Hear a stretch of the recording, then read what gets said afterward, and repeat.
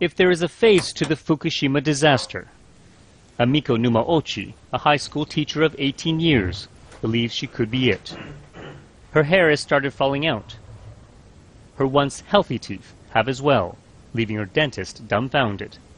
And then there are the unusual rashes running along her thighs. Numaochi lives just 25 kilometers from the crippled nuclear plant.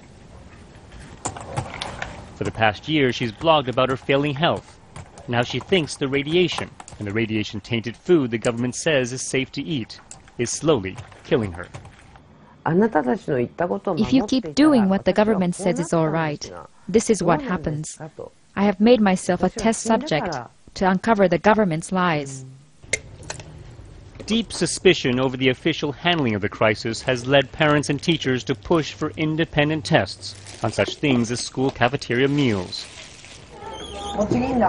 With children proven to be the most vulnerable to radiation, officials recently bowed to public pressure and announced the amount of radioactive cesium allowed in food will be reduced, in some cases by 20 times.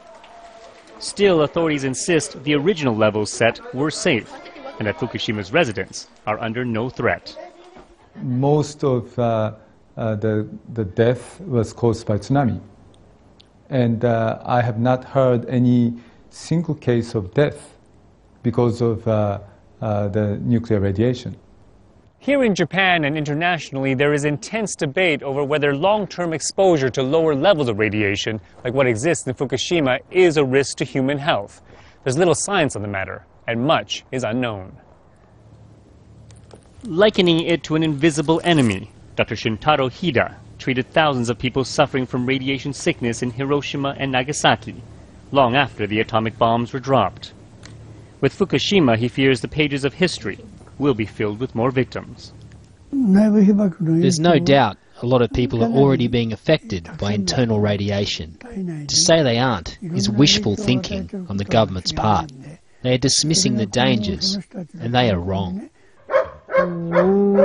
Numaochi now spends part of her days caring for dogs left behind by people who fled after the nuclear meltdown.